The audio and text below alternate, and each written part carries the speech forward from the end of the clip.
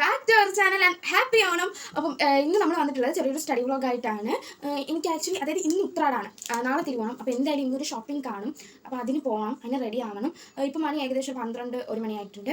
അപ്പോൾ എനിക്ക് കുറച്ച് പഠിക്കാം. നമ്മൾ ഇവിടെ 3 മണിക്കാണ് പോകാൻ പ്ലാൻ ചെയ്യണം. എന്തായാലും ലേറ്റ് ആവും, അത് ഉറപ്പാണ്. നമ്മൾ 3 മണി എന്നുള്ളത് മേ ബി ഇറങ്ങാനൊരു 3:30-4 മണിയാവും. പക്ഷേ എനിക്ക് കുറച്ച് പോർഷൻസ് കവർ ചെയ്യാനുണ്ട്. അതായത് ഞാൻ പഠിക്കാത്ത ദിവസത്തെ കുറച്ച് ഇതിന് മുന്നേ ഞാൻ ചില പോർഷൻസ് ബാലൻസ് ഇങ്ങനെ മാറ്റി വെച്ച് കുറേയൊക്കെ. അപ്പോൾ അതെനിക്ക് പഠിക്കണം. പിന്നെ എനിക്ക് നിങ്ങളോട് ഞാൻ പറഞ്ഞല്ലോ, എൻ്റെ സ്കൂളിൽ ഓണം സെലിബ്രേഷൻ കഴിഞ്ഞ് രാവിലെ തൊട്ട് ഉച്ച വരെ ഉണ്ടായിരുന്നുള്ളൂ.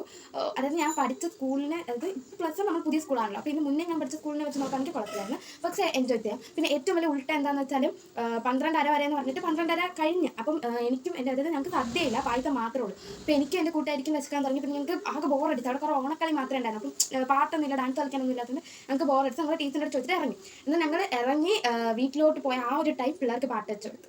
ഞങ്ങളാണെങ്കിൽ അത്രയും സമയം പാട്ട് വെക്കും എന്ന് പറഞ്ഞ് നിന്ന് ബോറടിച്ചിട്ടാണ് വീട്ടിലോട്ട് പോയത്. പക്ഷേ ഞങ്ങൾ ഇറങ്ങിയത് അവിടെ പാട്ട് വെക്കുകയും ചെയ്താൽ ഭയങ്കര ഒരു ഇതായിട്ട് തോന്നി. ബാക്കിയൊന്നും വലിയ കുഴപ്പമില്ല, ഞങ്ങൾക്ക് അഡ്ജസ്റ്റ് ചെയ്യാൻ പറ്റി. പിന്നെ പ്രത്യേകിച്ച് അങ്ങനെ ഭയങ്കര വലിയ സെലിബ്രേഷൻ ഒന്നുമില്ല, ആകെ പായസം മാത്രമേ ഉണ്ടായിരുന്നു, സദ്യ ഒന്നും ഇല്ലായിരുന്നു. പിന്നെ കുറേ കസേര കളി, പിന്നെ നാരങ്ങ സ്പൂൺ ഒക്കെ വെച്ചിട്ട് കളിക്കുക അങ്ങനെ.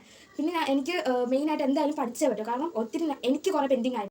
അപ്പം എനിക്ക് കുറേ പെയിൻറ്റിങ് ആയിട്ടുണ്ട്. അപ്പോൾ അതിൻ്റെ ഇതൊന്ന് പഠിച്ച് കംപ്ലീറ്റ് ചെയ്യണം. അമ്മ ഇല്ല വീട്ടിൽ, പുറത്ത് വയ്ക്കാണ്. സോ അമ്മ വരുമ്പോൾ എന്തായാലും നമ്മൾ പോകും. അതായത് നാളെ ഓണത്തിനുള്ള സാധനങ്ങൾ മേടിക്കാൻ പോകണം. പിന്നെ നാളത്തെ അത്തത്തിൻ്റെ ആ ഒരു തറ കെട്ടണം. കാരണം നമ്മളങ്ങനെ അത്തം തൊട്ട് തിരുവോണം വരെ 10 ദിവസം അത്തം ഇടുന്ന ആൾക്കാരല്ല.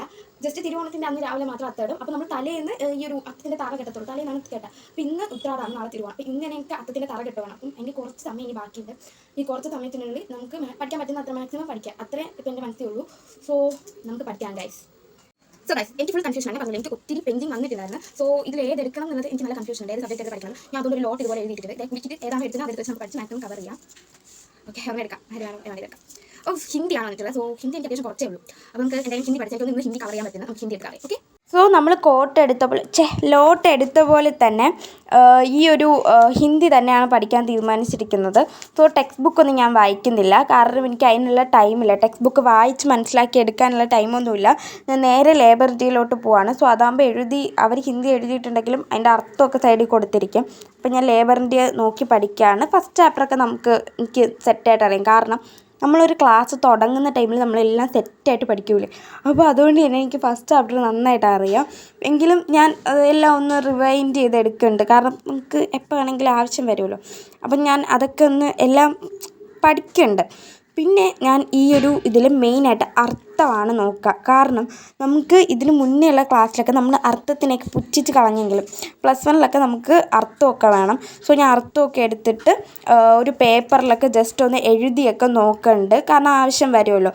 അപ്പം വീഡിയോ ഇഷ്ടപ്പെട്ടാൽ എല്ലാവരും സബ്സ്ക്രൈബ് ചെയ്യാൻ മറക്കണ്ട കേട്ടോ.